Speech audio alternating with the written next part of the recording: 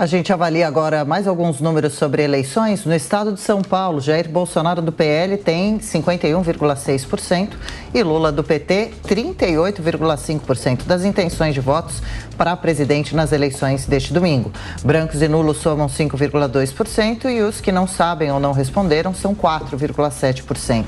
O Instituto Paraná Pesquisas, essa pesquisa estimulada, foi divulgada nesta sexta-feira e a margem de erro é de 2,4 pontos percentuais para mais ou para menos. Foram feitas entrevistas pessoais em 1.810 eleitores entre os dias 23 e 27 de outubro em 78 municípios. O levantamento foi registrado na Justiça Eleitoral sob o número BR 07426 de 2022. Ricardo Salles, Bolsonaro tem melhor desempenho no estado de São Paulo porque é uma vantagem considerável na disputa nacional?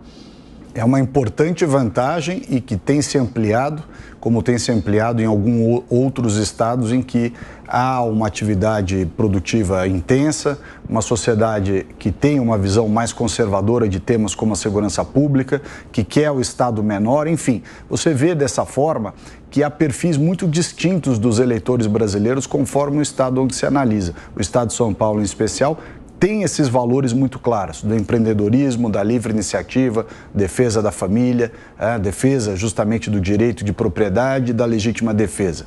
Essas são questões relevantes aqui no estado de São Paulo e essa é a razão pela qual o presidente Bolsonaro tem sim uma diferença muito grande em relação ao Lula, o maior colégio eleitoral do país, e essa tendência vem se ampliando. Diogo Schelp, os números de São Paulo.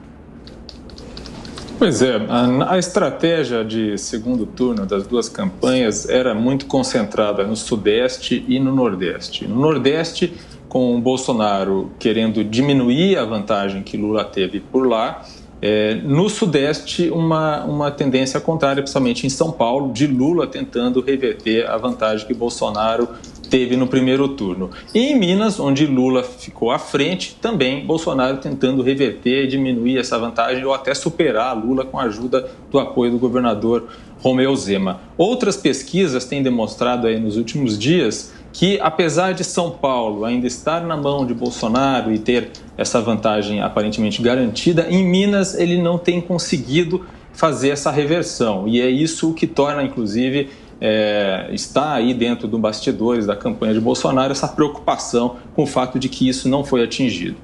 Presidente Mota precisa focar em Minas e o paulista, em sua maioria, apoia Bolsonaro, então? Essa é uma notícia muito boa, mas o meu conselho continua o mesmo. Esqueçam as pesquisas, votem de acordo com a sua convicção, vote de acordo com o passado do candidato, examine os valores e as ideias de cada candidato.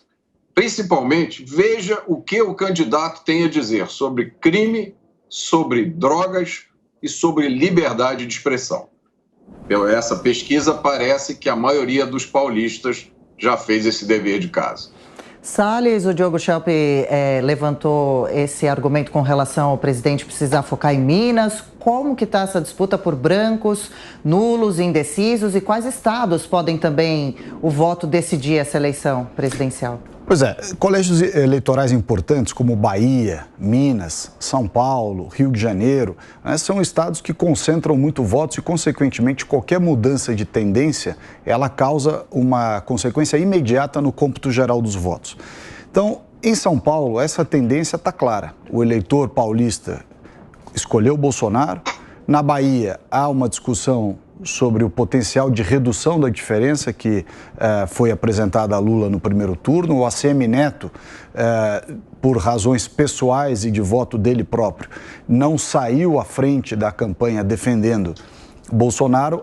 O contrário aconteceu. Bolsonaro foi leal às suas convicções e defendeu a ACM Neto. Agora, em Minas Gerais, de fato, há um componente mais complexo em razão do volume grande de municípios. Mais 20 segundinhos, Schelp.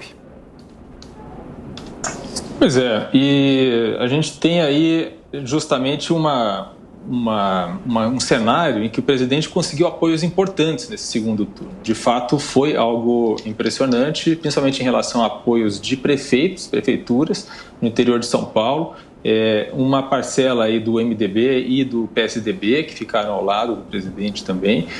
Tudo isso foi muito favorável a ele, mas nessa última semana ele teve notícias ruins principalmente em relação à prisão de Roberto Jefferson, em condições bastante lamentáveis, em que o Roberto Jefferson atirou, 50 tiros contra a Polícia Federal, e também vazamento de planos planos econômicos de Paulo Guedes, que são ruins para a classe média, principalmente. Mota, para encerrar 20 segundos, tem debate importante, derradeiro hoje à noite, Lula e Bolsonaro, o Jornal da Manhã avalia amanhã. Sim, e eu acho que nesse debate inevitável que surja essas duas últimas grandes questões que com certeza vão influenciar o eleitor. A volta da censura e agora essa questão das rádios.